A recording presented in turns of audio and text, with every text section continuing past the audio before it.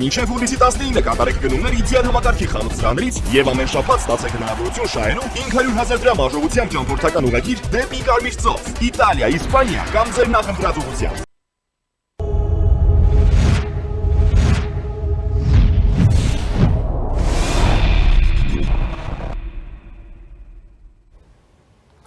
Առաջինի եթերում մանրամասներն են, բարև ձեզ, ձեզ հետ է Դավիթ Ստեփանյանը, ձեզ հետ են մանրամասները եւ այսօր իմ հյուրն է, որը միացել է իդեպ մեզ տեսակապով, քաղաքական վերլուծաբան Բորիս Նավասարդյանը։ Բարև ձեզ, պարոն Նավասարդյան։ Բարև ձեզ, պարոն Ստեփանյան։ Սկսենք թիվ 1 top 1 նորությունից, Հայաստանում է Եվրոպական հանձնաժողովի նախագահ Ուրսուլա ֆոն դեր Լայենը տեղի ունեցել երկկողմ բանակցությունները վարչապետ Փաշինյանի եւ նաեւ ընդլայնված կազմով։ Ես հատուկ պարոն Նավասարդյան, որպես առաջի հարց ուղղորդող որևէ բան չեմ ասելու,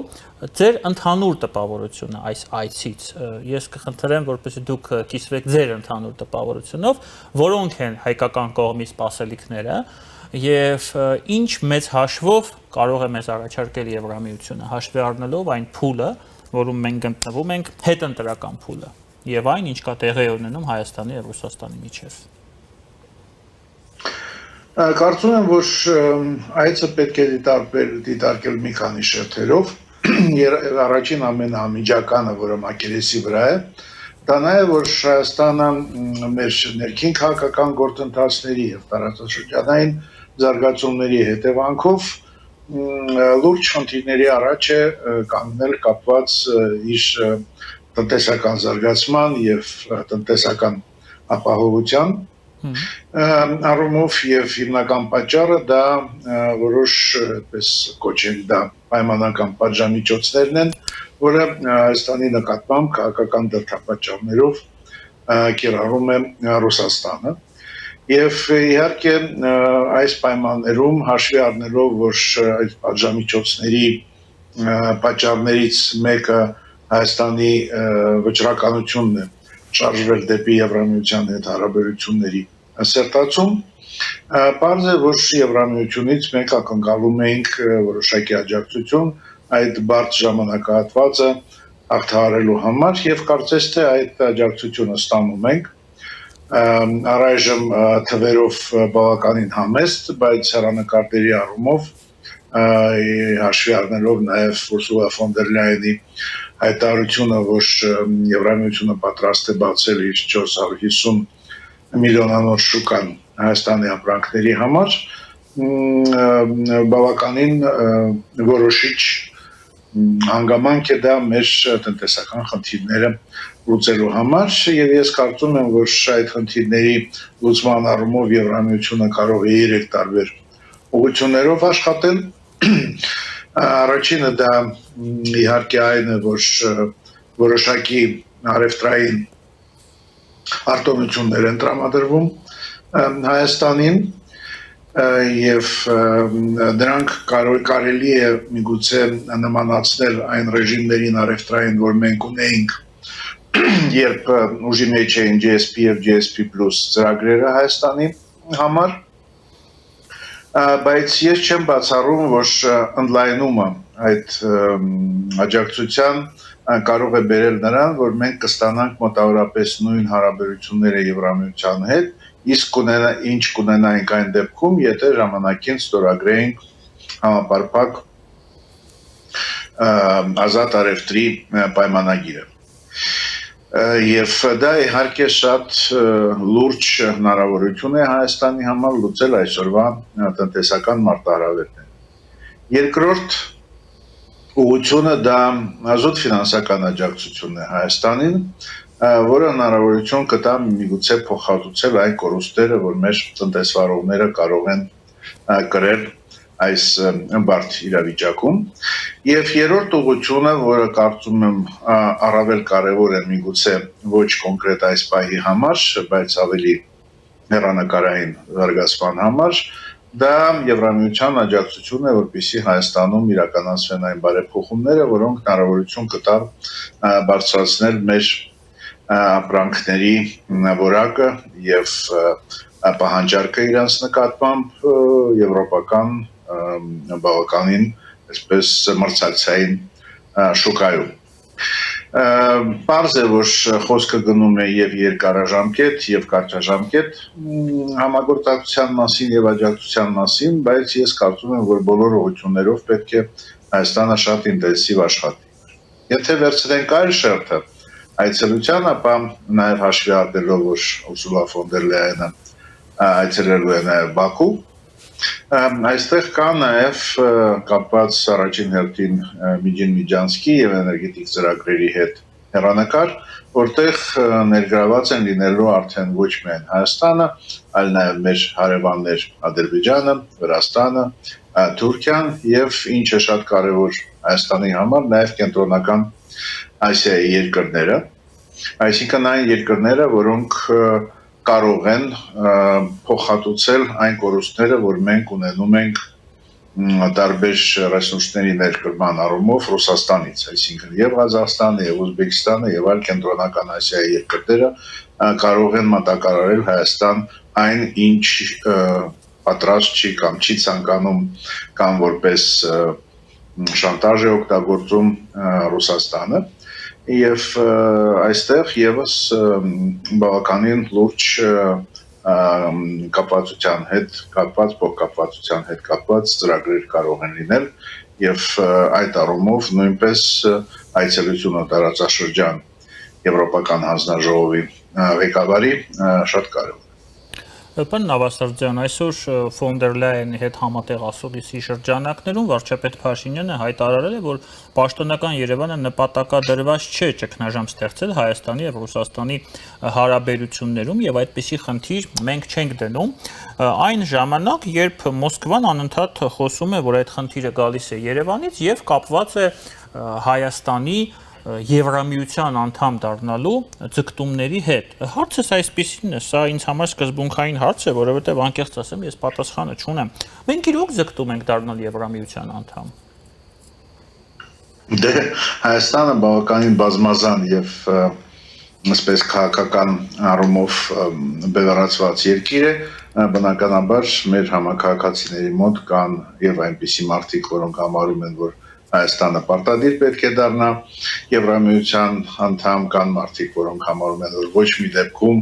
Հայաստանը չպետք է կորցնի Ռուսաստանին որպես ռազմավարական դաշնակից, եւ կան մարդիկ, ում համար կարեւոր են Եվրամիության հետ հարաբերությունները առաջին հերթին բարեփոխումներ իրականացնելու տեսակետից, քանի որ մենք չունենք որևէ այլ գործընկեր, որը այդ բարեփոխումների համար կարող է նման ծավալի եւ մասշտաբների աջակցություն ցուցաբերել, ինչպեսին Եվրամիությունն է։ Եվ ես կարծում եմ, որ այս ամենը չպետք է տանի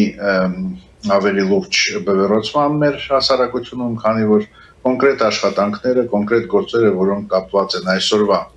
մարտահրավերների, այսօրվա խնդիրների լուծմանը, ինքնաբերաբար մեզ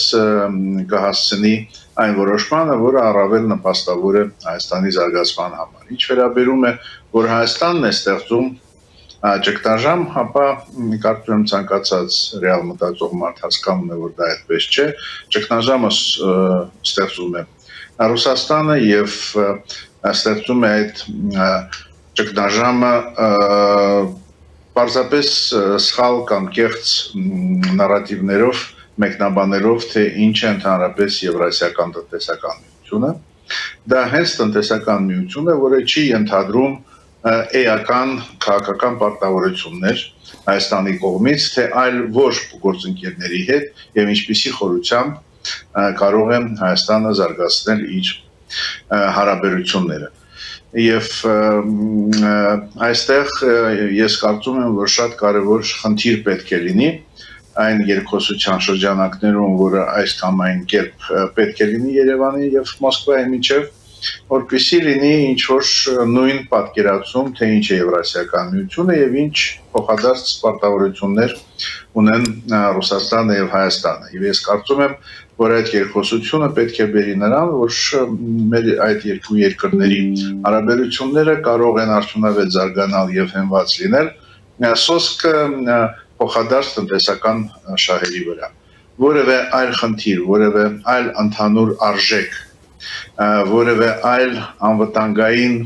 երաշխիք նպատակ այլևս Հայաստանի եւ Ռուսաստանի միջև հարաբերություններում գոյություն չի կարող ունենալ եւ նախորդ տարիները դա ապացուցեցին, այսինքն այդ պատրանքներից պետք է հրաժարվել եւ հնարավորինս կանգնել իրական հողի վրա։ Ես հուսով եմ, որ դա հնարավոր կլինի, եթե հնարավոր չլինի, ցավոք գործընթացը ավելի ցավոտ է լինելու առաջին հերթին Հայաստանի համար, թեև չեմ կարծում, որ Ռուսաստանը եւ Եվրասիական միությունը ամբողջությամբ դրանից կշահեն, բայց այդ ժամանակաշրջանը կամ այդ բարդ իրավիճակը Հայաստանը պետք է հաղթահարի, կրկնում եմ առաջին հերթին համագործելով Եվրամիության հետ եւ կարծում եմ վերջի շաբաթները կամ ամիսները հույս են նշնչում, որ դա բավականին հեռանկարային գործընթաց է։ Վարչապետ Փաշինյանը պատասխանելով լրագրողների հարցերին նշել է, որ մեզ համար անընդունելի է դա եւ այդպիսի տարբերակ ընդհանրապես չկա, որ մեկ օրվա ընթացքում մենք հրաժարվենք մեր դեպի Եվրոպա ճանապարհից եւ նորից հերթական, այսինքն այն ինչ տեղի ունեցել 13 թվականի սեպտեմբերի 3-ին։ Դա հնարավոր չէ, դա կրկնությունը։ Դուք համամիտ եք այս մտքի հետ։ Ես հուսով եմ, որ վարչապետը 100%-ով անկեղծ է, բայց բնականաբար պետք է հետևենք զարգացումներին եւ փորձենք պրակտիկ գործերի հիման վրա համոզվենք, որ այդ անկեղծությունը առկա է։ Այն որ ես շատ լավ հիշում եմ, որ 2013 թվականի, եթե չեմ սխալվում, ապրիլին այն ժամանակվա նախագահ Սերժ Սարգսյանը նույնպես հավաստիացնում էր մեր հասարակությանը, որ Հայաստանը չի հրաժարվի այն գործընթացներից եւ այն պարտավորություններից, որ ունի գործընկերների հետ։ Ես հիշեցնեմ, որ դա այն ժամանակն էր,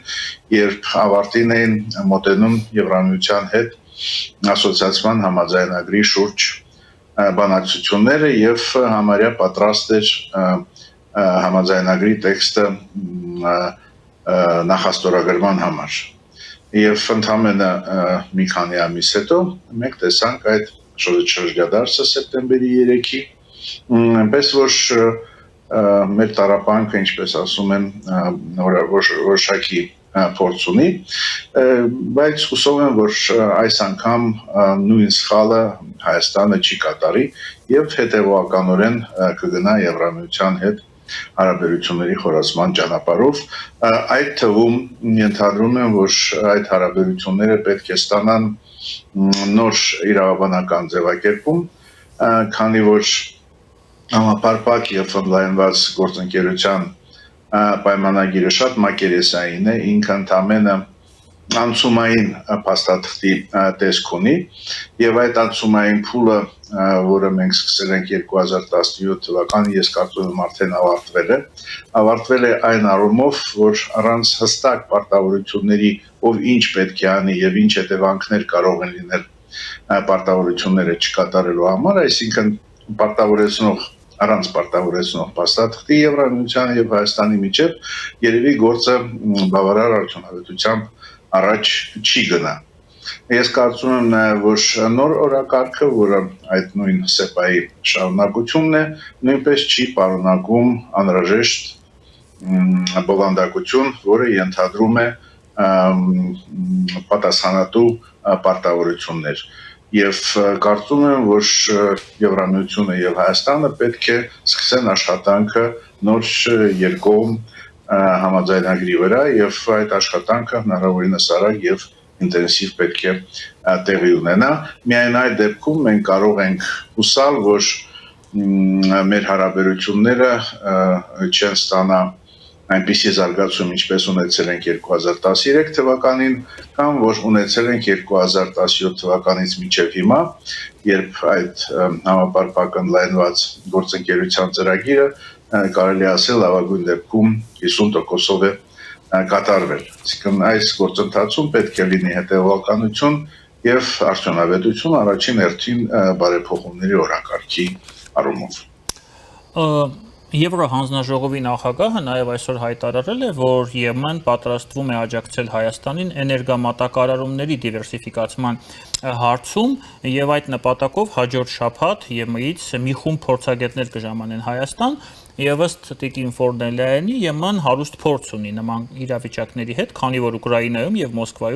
Մոլդովայում կներեք անցել ենք դրա միջով։ Մենք փորձ ենք կուտակել, թե ինչպես դիվերսիֆիկացնել էներգակիրների մատակարարումը, հայտարարել է Տիկին Ֆոնդերլայենը։ Հարցը այսպիսին է, այստեղ փակագծերը չի բացում Եվրոպական հանձնաժողովի նախագահը, ըստ ձեզ, ինչով կարող է այս հարցում օժանդակել Հայաստանին Եվրամիությունը։ Եթե օրինակ վաղը Ռուսաստանը գազը թանկացնի կամ չգիտեմ փակի այդ փականը ընդհանրապես։ Դե իհարկե մենք չունենք այն աշխարհագրական դիրքը, որ ունեն Ուկրաինան եւ Մոլդովան, որպեսզի հեշտ լինի այդ հանձնախմբի հարցը, որը ժամանելու է Հայաստան ուսումնասիրելու համար հնարավորությունները եւ հեռանկարները, բայց ես կարծում եմ, որ այդքան էլ անհույս վիճակում չեն եւ կրկնում եմ այն հանգամանքը, որ Ուրսուլա ֆոն դեր Լայենը այցելելու է նաեւ Ադրբեջան եւ այնտեղ խոսակցություններ լինելու նաեւ այդ պայմանական Միջինսկի մասին, որը իհարկե ոչ միայն տրանսպորտային հաղորդակցություն է, այլ նաեւ էներգակիրների հետ կապված բավականին լուրջ բաղադրիչ ունի եւ կարծում եմ հենց դա է այն հեռանկարը, որը կարող է մշակվել Հայաստանի համար։ Ցավոք ես չեմ կարող ենթադրել, որ որևէ հստակ պլաններ այստեղ կարելի է կառուցել կապված Իրանի հետ, թեև միանշանակ այդ երկիրը նույնպես կարևոր հարևան է Հայաստանի համար նաև էներգետիկ համագործակցության տեսակետից, բայց որոշ անորոշությունները, որոնք մնում են կապված Իրանում հետագա զարգացումների հետ, երևի հստակ պլաններ ձևավորելու համար բարենպաստ միջավայր չեն կամ համատեքստ չեն ձևավորում, բայց որպես ինչ-որ հեռանկարային հնարավորություններ միգուցե այդ Իրանի հարևանությունն էլ կարող է իր դերը ունենալ եւ իհարկե այստեղ պետք է կարևորել նաեւ TRIP-ը, այսինքն այն ճանապարհը, որ անցնելու է Հայաստանի հարավով եւ որի իրականացումը նաև էներգակիրների փոխադրման համար որոշակի հնարավորություններ է բացում, այնպես որ բավականին հետաքրքիր կլինի ինչպիսի ուսումնասիրություն են իրականացնելու եվրոպական փորձագետները եւ ինչպիսի առաջարկներով են հանդես գալու, հուսով եմ, որ Հայաստանը որպես կողմ նույնպես կարող է ներկայացնել հետաքրքիր պրոյեկտներ եւ գաղափարներ, որոնք անհրաժեշտ նաև ինվեստիցիոն աջակցություն ստանալու պարագայում կարող են մոտակա ժամանակ իրականացվել։ Պարոն Նավասարդյան, եւս մեկ հայտարարություն արեց այսօր ֆոն դեր Լայենը, նա նշել է, որ Եմեն Հայաստանին կտրամադրի 18 միլիոն եվրո առևտրային կարողությունները զարգացնելու եւ արտահանման շուկաները դիվերսիֆիկացնելու նպատակով։ Հարցս այսպիսին է, չգիտես ինչու, ես վստահ չեմ իհարկե, ինձ թվում է, որ այդ 18 միլիոն եվրոն են 50 միլիոնի մի մասն է։ Միգուցե դուք ավելի լավ տեղեկացված եք, իրոք սա առանձին 18 միլիոն է, թե 50 միլիոնի մաս է։ Իհարկե ես ձեզանից ավելի իրազեկ չեմ այդ հարցում, բայց կարող եմ ենթադրել, որ երկու տարբերակներ են հնարավոր են։ Մենք հիշում ենք, որ Եվրամիությունը սկզբից հնչեցրել է այդ 50 միլիոնը, հետո հնչեցրել է 34 միլիոնը, հիմա այդ 34 միլիոնը երևի 50 միլիոնի մասն է, բայց ես կարծում եմ, եթե Հայաստանը ցույց տա, որ իրացման կարողություններ ունի եւ արագ առաջ տանի այն ծրագրերը, որոնք կարող են իրականացվել Եվրամիության աջակցությամբ, այսինքն հասցնի իր ապրանքները այն որակի եւ այն գրավչության մակարդակի, որը թույլ կտա դրանք սպառել հաջողությամբ եվրոպական շուկայում, ապա հնչեցված 50 միլիոնին կարող են ավելացվել նաեւ նոր գումարներ, ի վերջո Եվրամիությունը որպես առևտրային գործընկեր ինքն էլ պետք է շահագրգռված լինի, որպեսզի արդյունավետ փորձը եւ արդյունավետ համատեղ աշխատանքը հնարավորինս ընդլայնվի։ Պես որ ինչպես եւ բոլոր նախորդ խոստումների պարագայում Եվրամիության կողմից խոսքը հենց իրացման կարողությունների մասին է։ Մենք լսել ենք տարբեր թվեր, որոնք հետո իրականություն չեն դարձել, հենց այն պատճառով, որ Հայաստանը կատարողական կարգապահության եւ այդ իրացման կարողությունների պակասի պատճառով չի կարողացել ստանալ այն, ինչ հնարավոր էր ստանալ։ Կրկնում եմ, ցանկացած ներդրող, ցանկացած ինվեստոր, եթե ինքը տեսնում է, որ թիրախը կամ գործընկերը, որին ինքը այդ ներդրումները խոստանում է, կարողանում է արդյունավետ եւ հետեւողական աշխատել, լրացուցիչ խթաններ է ստանում այդ ներդրողային ներդրումային էնտուզիազմը, այսպես ասենք, եւ հիմա մեր կառավարությունից է կախված լինելու արդյոք այդ էնտուզիազմը կառաջանա Եվրամիությունում եւ չենք սահմանափակվի համագործակցության առումով ոչ 50 միլիոնով, ոչ էլ 34 կամ 18 միլիոններով։ Ոչ էլ 16-ով։ Ոչ էլ 16-ով։ Պարոն Նավասարդյան, Ֆոն դեր Լայենը իրականում եւ Երևանում եւ միջև այդ Բաքվում շատ ավելի մեծ թվեր է հնչեցրել։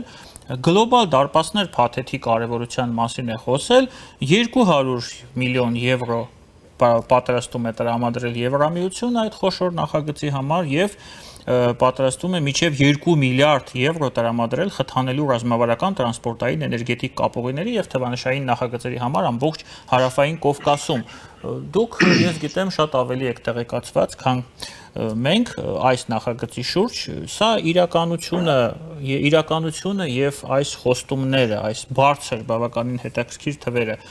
որքան փոխկապվածություն ունեն իրար հետ։ Եթե մենք խոսում ենք գլոբալ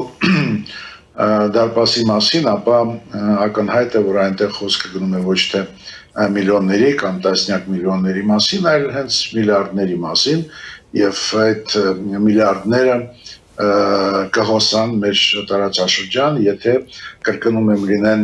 ռազմավարական համաձայնություններ մասնակից երկրների միջև եւ լինի կայունություն եւ խաղաղություն տարածաշրջանում եւ այո, ես համոզված եմ, որ եթե շարունակաբար Հայաստան-Ադրբեջան հարաբերությունները կշարունակվեն նորմալացման ուղղությամբ, եթե Հայաստանը կինտենսիվացնի իր հարաբերությունները Կենտրոնական Ասիայի երկրների հետ, իսկ դրա նախադրյալները կան, եւ այստեղ երևի մենք պետք է հիշենք, որ երևի Հայաստանի պարագայում այսօր առավել կարևոր պոտենցիալ գործընկերը Ղազախստանը նույնպես Եվրասիական միության անդամ է, սակայն մենք տեսնում ենք, որ ի տարբերություն Ռուսաստանի, Ղազախստանը շատ է շահագրգռված, որպեսզի զարգանան այդ գլոբալ դարպասներ կամ արևմուտք-արևելք հաղորդակցությունները նաև հարավային Կովկասի տարածքով, ապա դա նշանակում է, որ մենք բացի նրանից, որ դրդեր ենք բացում տնտեսական եւ էներգետիկ համագործակցության հետ Կենտրոնական Ասիայի հետ, այլ նաեւ մասամբ լուծում ենք այն քաղաքական դժվարությունները, որը փորձում է Հայաստանի արչեւ կառուցել Ռուսաստանը։ Եվ այստեղ կրկնում եմ շատ կարևոր է, որպեսզի ձևավորվեն հարթակներ, որոնք կներգրավեն բոլոր շահագրգիռ կողմերին, այդպիսի հարթակ, ինչպես մենք գիտենք, ստեղծել է Ադրբեջանը Կենտրոնական Ասիայի երկրների միջև եւ Հայաստանի պրոակտիվությունը ներառվելու նմանատիպ ձևաչափերի մեջ բարձր կգնահատվի Եվրամիության կողմից եւ Հայաստանը նույնպես կստանա իր էական բաժինը այն պոտենցիալ ներդրումներից, որը Եվրամիությունը պատրաստ է տրամադրել գլոբալ դարպաս այդ ծրագրի մեջ, մանավանդ որ այն ունի ռազմավարական նշանակություն կարևորագույն հենց Եվրոպայի հետ կապված, Եվրամիությունը նույնպես որոշակի դժվարությունների է հանդիպում տնտեսական եւ էներգետիկ ոլորտում եւ մեր տարածաշրջանը եւ Հայաստանը որպես մեր տարածաշրջանում Եվրամիության համար երևի ամենահուսալի գործընկեր, այսօր մենք դրա մասին կարող ենք խոսել, կարող է ստանձնել լուրջ դերակատարություն։ Թե ինչպիսի թվերի մասին կարող է խոսքը գնալ, ես այս պահին չեմ ցանկանա խոսել, թեև որոշ նախնական տվյալներ կան, միայն կասեմ, որ շատ բաներ կախված են լինելու ինչքանով Հայաստան-Ադրբեջան հարաբերությունները կշարունակեն բարելավել եւ ինչքանով ընդունելի կլինի մեր այս տանդեմի համար Եվրամիության ներգրավվածություն։ Այստեղ եւ ձեր հաղորդումներում ես բազմիցս հայտնել եմ, որ կան դրա համար Ադրբեջանի կողմից խոչընդոտներ եւ այդ խոչընդոտների հաղթահարման տեսակետից ֆոն դեր Լայենի այցը նաեւ Բաքու մեզ համար է կարեւոր։ Եվ եթե Եվրամիությունը հնարավորություն ունենա ներգրավել ավելի ակտիվ, որի շահագրգռվածությունը ակնհայտորեն կամ մեր տարածաշրջան, դա բացելու է այն բոլոր անհրաժեշտ պատուհանները, որոնք հնարավորություն կտան մեզ զարգանալ անգամ Ռուսաստանի կողմից այդ պատժամիջոցների կիրառումից։ Տեսեք, պարոն Նավասարդյան, նաև ձեր խոսքից է դա գալիս այդ գլոբալ պատկերավոր ասած դարպասը կբացվի թե ոչ, կախված է փաստացի հայ-ադրբեջանական հարաբերություններից եւ նրանից թե այդ հարաբերությունները ինչպես կզարգանան կամ չեն զարգանա։ Մենք առնվազն 1 տարի արդեն, շուտով 1 տարի է, օգոստոսի 8-ից սկսած, իսկ մենք հասկանում ենք, որ հաշվարկը չպետք է լինի օգոստոսի 8-ից, այդ գործընթացը շատ ավելի վաղ է մեկնարկել Հայաստանի եւ Ադրբեջանի միջեւ, ԱՄՆ մոդերացիայի շրջանակներում փաստացի 1 տարի է։ Ինչ ունենք մենք այդ 1 տարվա ընթացքում, բացի նրանից, որ Ադրբեջանի տարածքով եւ Ադրբեջանից ապրանքներ ենք ստանում, Ադրբեջանը մեզ վրա չի կրակում։ Այլ ինչ շոշափելի արդյունքներ մենք ունենք այդ 1 տարվա ընթացքում եւ միգուցե կան սպասվող արդյունքներ, որոնց մասին ես հասկանալի պատճառներով չգիտեմ, բայց դուք կարող եք իմանալ։ Խնդրեմ կիսվեք մեզ հետ։ Ես կարծում եմ Դավիթ, որ դուք էլ շատ լավ գիտեք, բայց ես փորձեմ Ես չգիտեմ իրականում։ Ես իրականում չգիտեմ, անկեղծ եմ ասում։ Շատ լավ։ Նախ ես մի փոքր ուղում մտցնեմ, որ գլոբալ դարպաս ինքը բացվելու ամեն դեպքում անգամ անկախ Հայաստան-Ադրբեջան հարաբերություններից, քանի որ արդեն իսկ կան հստակ ծրագրեր, թե ինչպես Ադրբեջանի եւ Վրաստանի տարածքով եւ Թուրքիայի տարածքով ապահովում է հաղորդակցությունը եւ Ադրբեջանի եւ Կենտրոնական Ասիայի երկրների եւ Եվրամիության միջեւ։ Հարցը նրանում է, թե որքանով լայն են բացվելու այդ դարպասները եւ որքանով այդ լայնությունը պետք է ապահոված լինի նաեւ Հայաստանի տարածքով։ Մենք գիտենք նաև, որ գոյություն ունի TRIP ծրագիրը եւ այստեղ թեև բավականին լուրջ դժվարություններով եւ տանդախ գործը առաջ է գնում, արդեն իսկ ձևավորում է ընկերություն, որը շահագործելու է TRIP-ը եւ հույսեր են արտահայտվում, որ մինչեւ տարվա վերջ մենք կունենանք որոշակիություն, թե ինչ ուղղությամբ եւ ինչ արագությամբ կթանան գործընթացները այս առումով։ Ես չեմ կարծում, որ Եվրամիությունը այստեղ ունի մեծ անելիք, կոնկրետ եթե խոսքը գնում է TRIP-ի մասին, այսինքն այն 42-43 կիլոմետրի մասին, որը Արաքսի հովտով մեր տարածքով անցնելու է եւ միացնելու է Ադրբեջանը Նախճիվանի էքսկլավի հետ, բայց Եվրամիությունը կարող է եւ արդեն բավական երկար ժամանակ փորձեր է կիրառում, որպեսզի շարունակությունը հստակորեն Նախճիվանի տարածքով կգնա կհասնի Հայաստան եւ արդեն Հայաստանի տարածքով Գյումրիով այդ ճանապարհները եւ հաղորդակցությունը տրանսպորտային կմտնի Թուրքիայի տարածք։ Այսինքն այստեղ ակնհայտորեն կա Եվրամիության շահագրգռվածությունը, բայց որքանով այդ շահագրգռվածությունը իրականություն կդառնա, արդեն կախված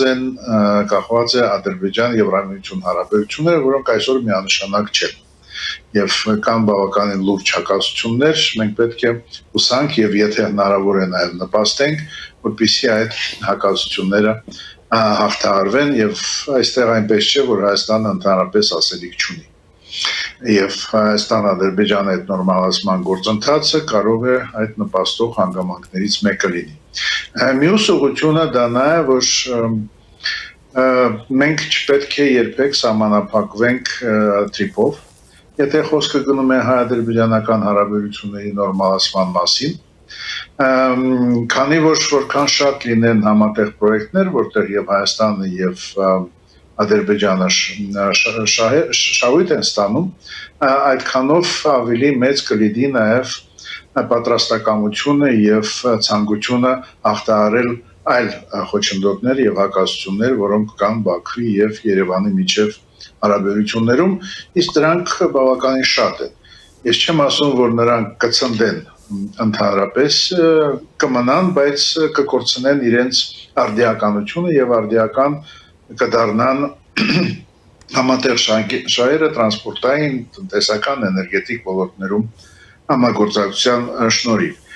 Եվ այստեղ եւս մենք կարող ենք ակնկալել, որ Եվրամիությունը կարող է եւ ներդրումների եւ քաղաքականության իրականացման միջոցով նպաստել նաեւ այլընտրանքային ուղիների ձևավորման առումով եւ այստեղ ես որևէ գաղտնիք չեմ բացում, առավել հետարքիրը դա Ղազախից Իջևան եւ հետագայում Վանաձոր եւ Գյումրի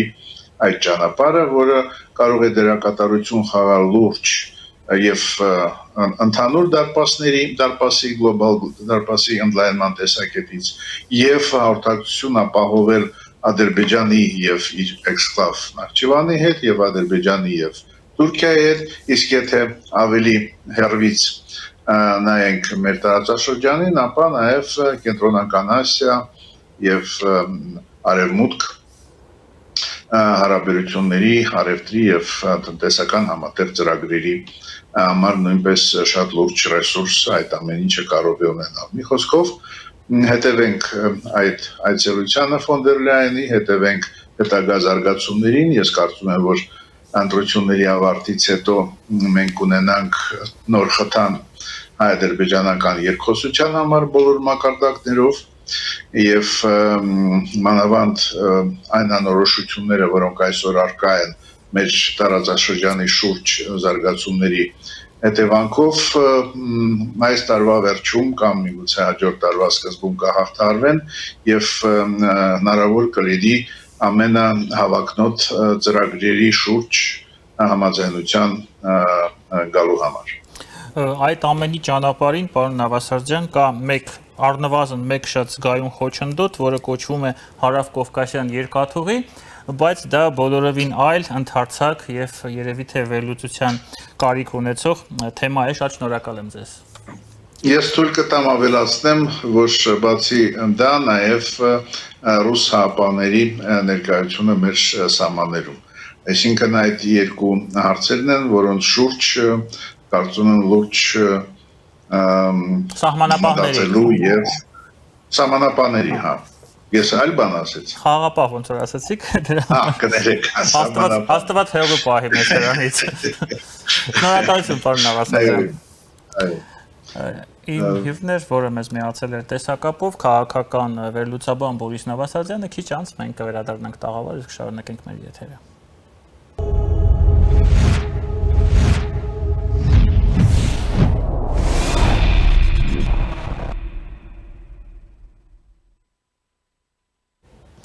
Մեր եթերը շարունակում ենք տեսակապով, իմ հյուրն է տարածաշրջանային հարցերով փորձագետ Արմեն Պետրոսյանը։ Բարև ձեզ, պարոն Պետրոսյան։ Բարև ձեզ։ Ես արդեն այսօր քննարկել եմ Եվրահանձնաժողովի նախագահ Ուրսուլա ֆոն դեր Լայենի այցը Երևան, ձեզ հետ կցանկանայի քննարկել Տիկին ֆոն դեր Լայենի այցը Բաքու։ Կարծում եմ սա ոչ պակաս կարևոր է նաև մեզ համար, հաշվի առնելով այն ընդհանուր տարածաշրջանային կոնտեքստը, որը ինչ խոսք ուներ, որքանով ես հասկանում եմ այս այցը։ Ձեր կարծիքով ո՞րն էր հիմնական նպատակը ֆոն դեր Լայենի Բաքվի այցի եւ ինչ ընդհանուր զուգահեռներ եւ աղերսներ կան այստեղ Երևան այցի հետ։ Ընդհանրապես կարծում եմ Եվրոպական միությունը փորձում է պահպանել հավասարակշիռ քաղաքականությունը տարածաշրջանում, հատկապես Ադրբեջանի եւ Հայաստանի միջև եւ թերևս ֆոն դեր Լայենի այցը տարածաշրջանային որպես այց հենց այս համատեքստում է եւ մեծ հաշվով ուրեմն նախ Բաքու եւ Երևան այցերը իհարկե առանձին բովանդակություններով ըստ երկու օրակարգերի Եվրոպական միություն Երևան, Եվրոպական միություն Բաքու հարաբերությունների համատեքստում հաստատի Եվրոպական միության Բրյուսելի պաշտոնական, ինչպես արդեն նշեցի, հավասարակշռված քաղաքականության համատեքստում։ Իհարկե Հայաստան այցի բովանդակությունը էականորեն տարբերվում է Բաքու այցի բովանդակությունից եւ ինչպես արդեն նշեցի, սա ավելի շատ երկու օրակարգի տիրույթում է, այստեղ նախ Հայաստան Եվրոպական միություն հարաբերությունների տարբեր բովանդակային բաղադրիչներն են, այս պահին Հայաստանի համար եղած խնդիրները Եվրոպական միության աջակցության առաջ մղումն է եւ իհարկե արժեքային բաղադրիչը, որը շաբաթած կարևոր է Եվրոպական միության ուրեմն Եվրոպականություն Հայաստան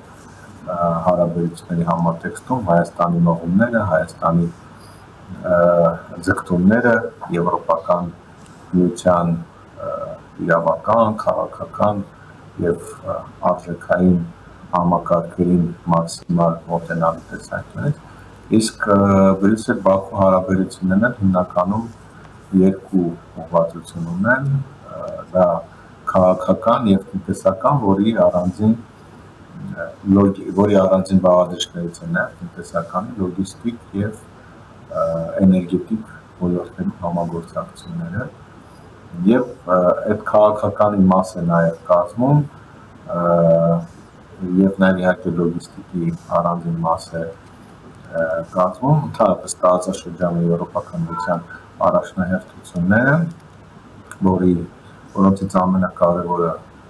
Հայաստան-Ադրբեջան խաղաղության գործընթացի խթանումն է, աջակցելն է, որտեղ կոնֆլիկտի ամբողջական հանգուցալուծումը բխում է Եվրոպական միության շահերից եւ իհարկե լոգիստիկն է,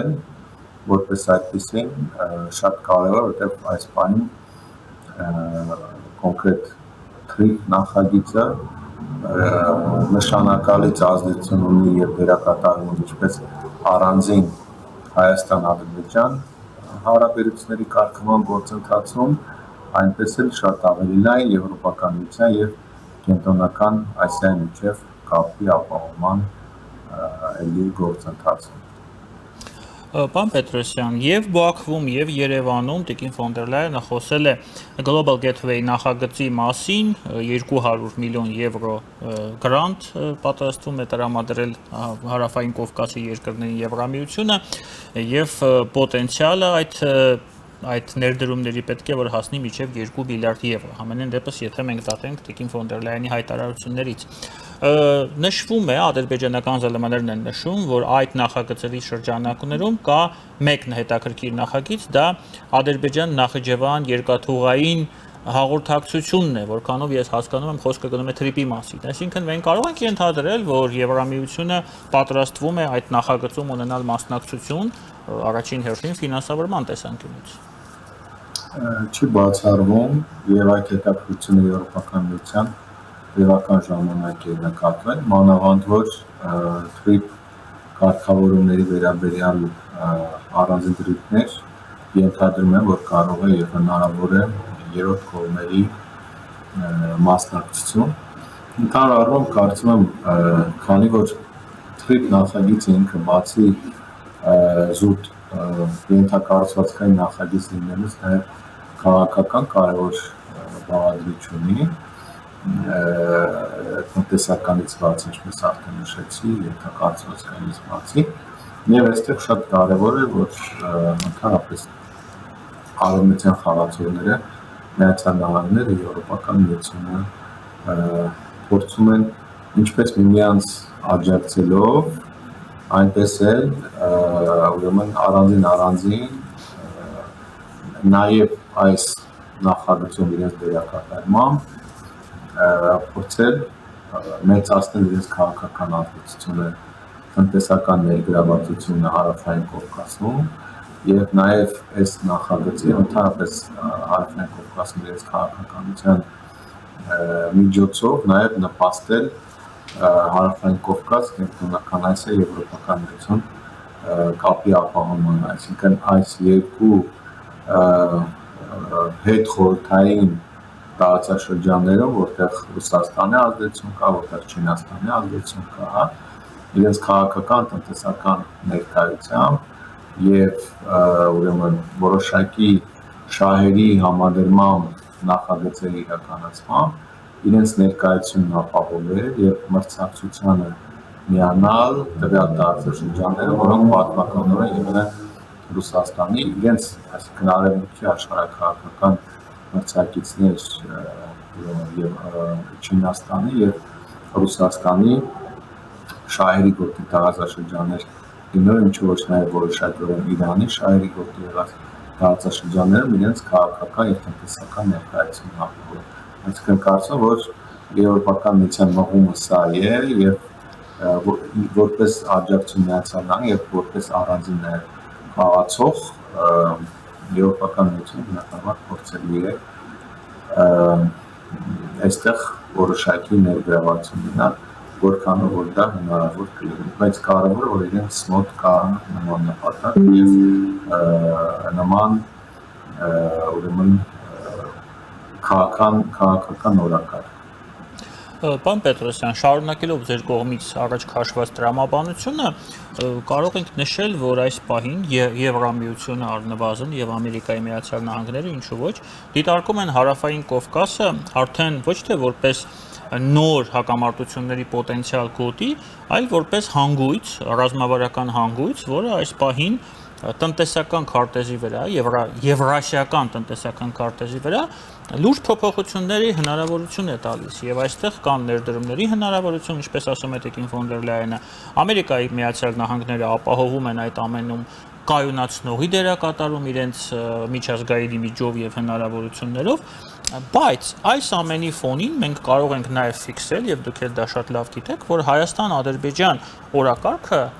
այս պահին, եթե մենք համարենք որպես սկզբնակետ հաշվենք օգոստոսի 8-ը անցած տարվա, շուտով կլինի 1 տարի։ Իրականում դա շատ ավելի մեծ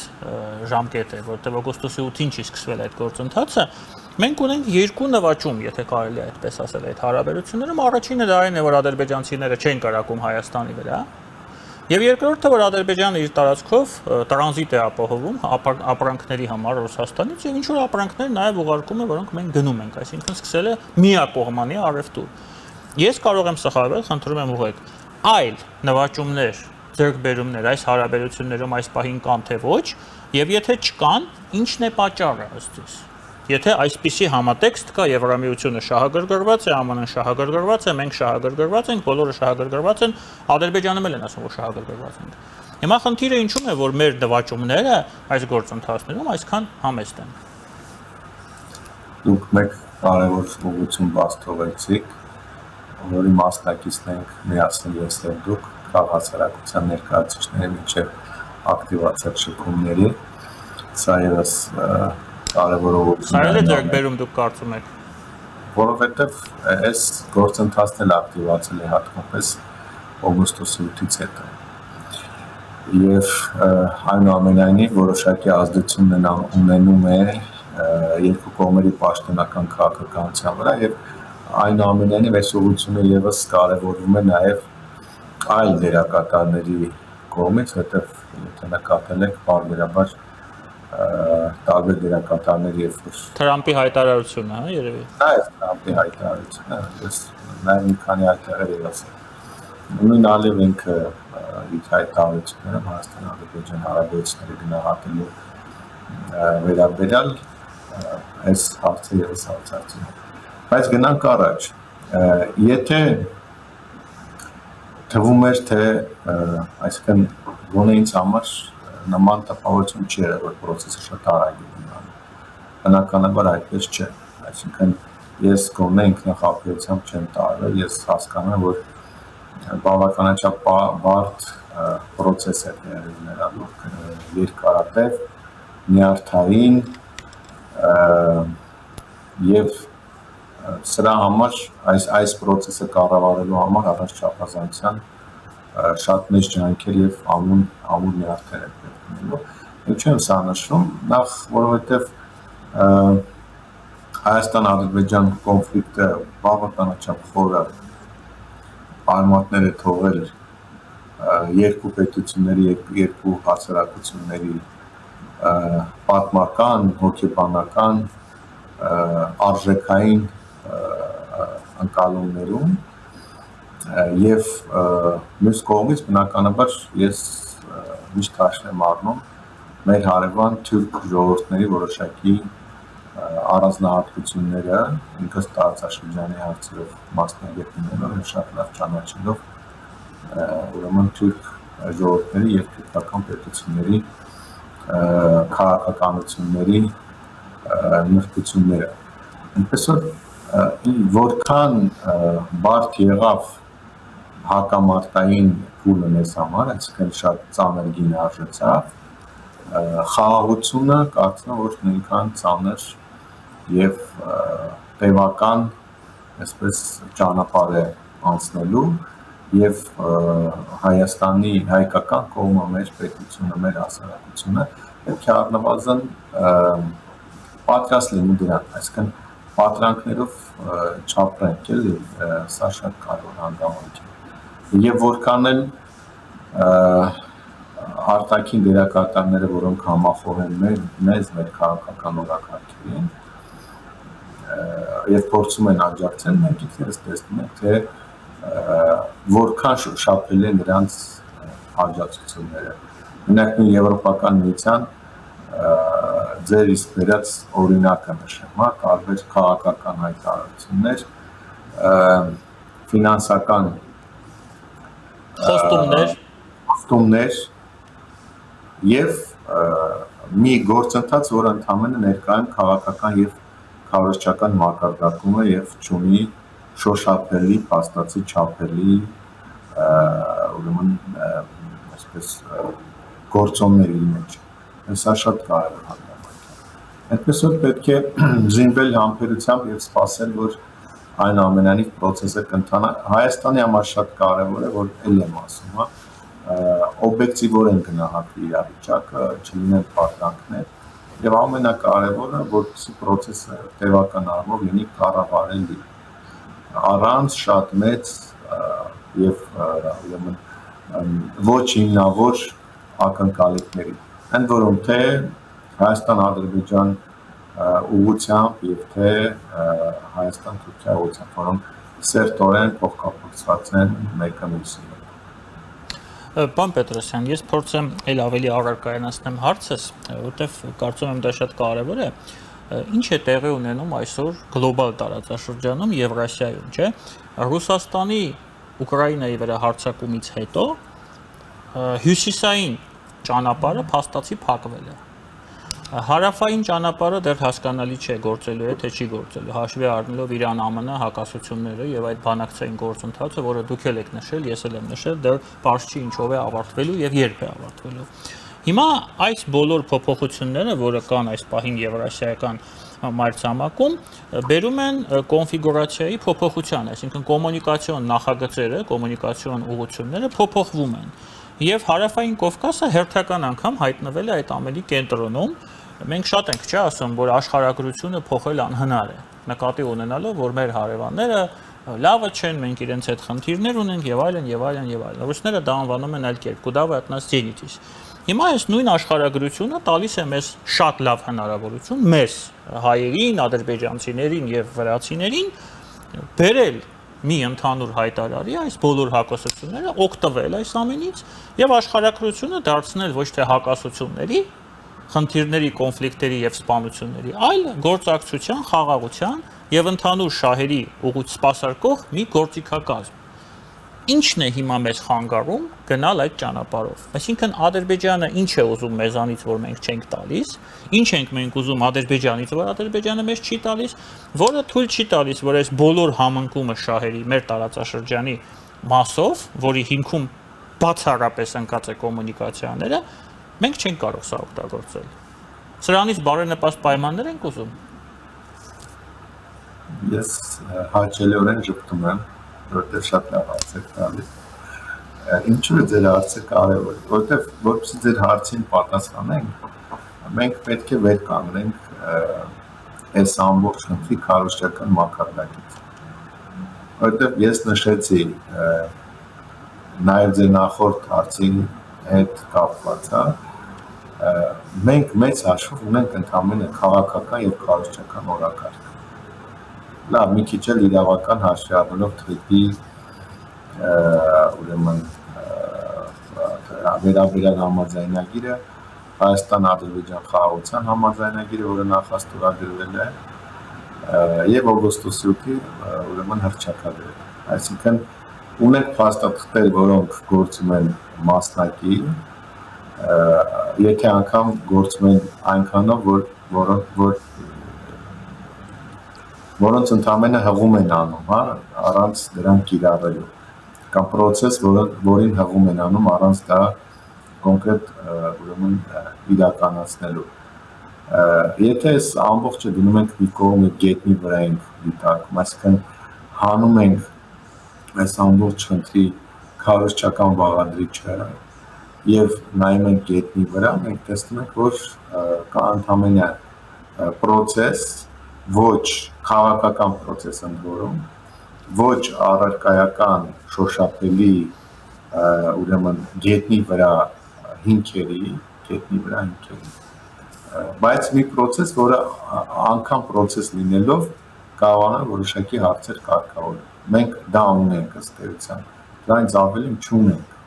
եւ չենք էլ կարող ունենալ։ Ինչու չենք կարող ունենալ, որովհետեւ մեծ հաշվով այս process-ի առարկայացման արդեն հետագա ընթացքը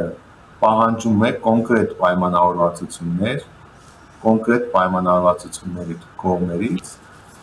որը չափազանց կարևոր է այդ պայմանավորվածությունները եւ դրանց հետ կապված ընդհանուր գործընթացը գետնի վրա իրականացնելուց առաջ ստանալ եւ հետո միայն դրանից հետո ունենալ։ Ինչ ասել կուզեմ, մի քիչ բացեմ ավելի փակագծերը։ Երբ որ դուք ասում եք, որ ռուս-ուկրաինական պատերազմից հետո ուրեմն լոգիստիկ տարբեր խնդիրներ են առաջացել, դրանք առաջացել են, այսինքն այս արևելք-արևմուտք հյուսիսային ճանապարհը չի աշխատում։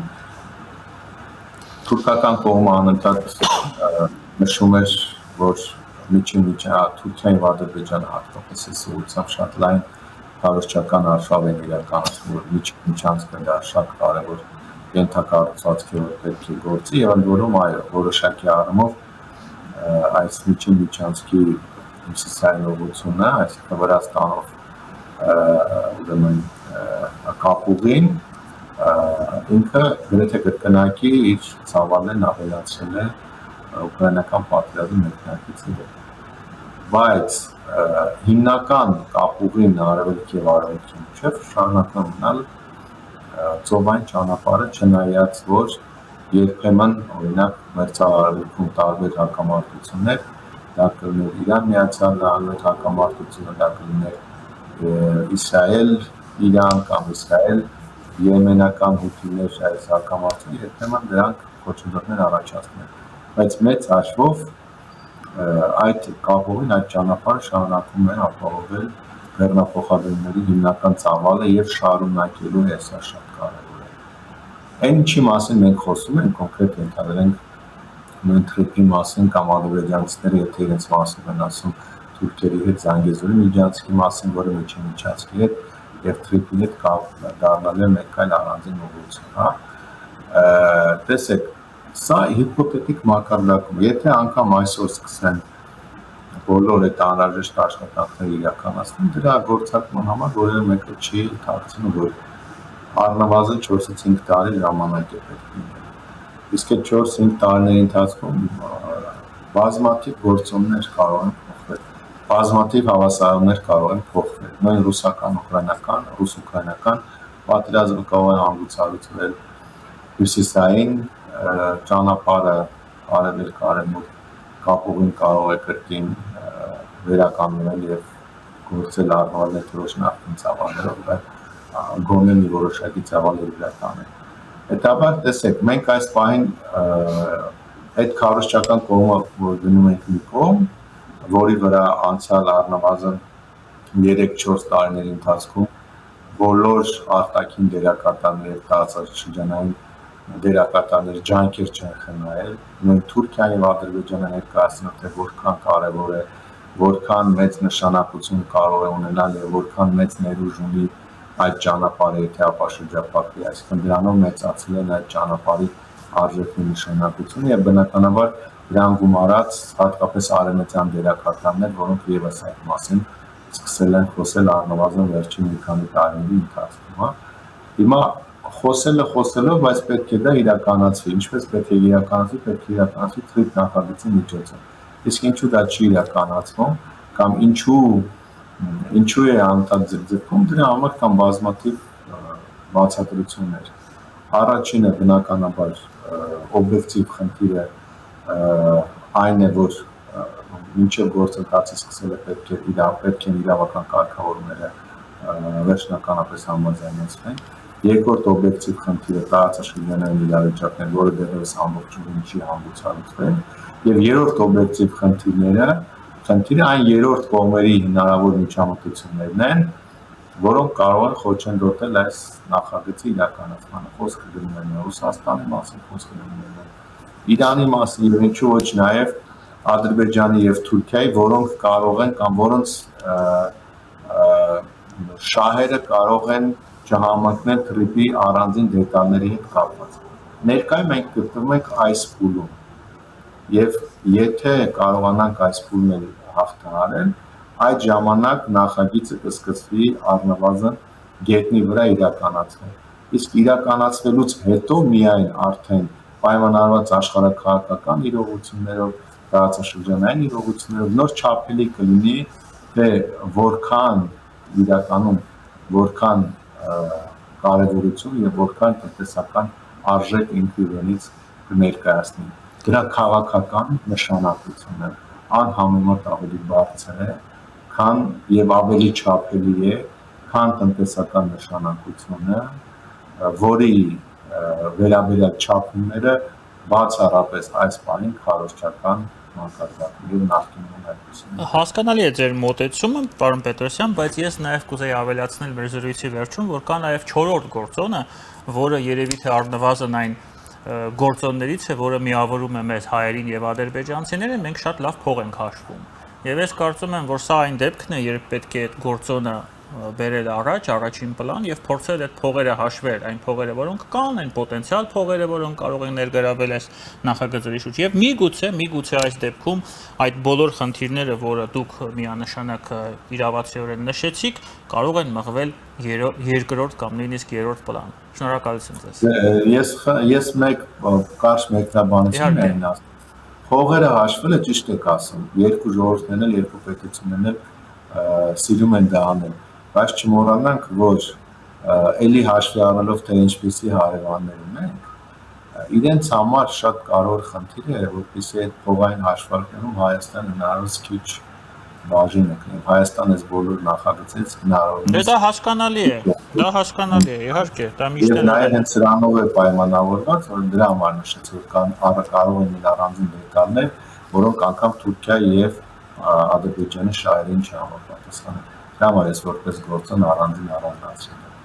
Շնորհակալություն, պարոն Պետրոսյան։ Շնորհակալություն։ Իմ հյուրն էր, որը միացել էր մեզ տեսակապով, տարածաշրջանային հարցերով փորձագետ Արմեն Պետրոսյանը, ես Դավիթ Ստեփանյանն եմ, ձեզ հետ էին մանրամասները, կհանդիպենք։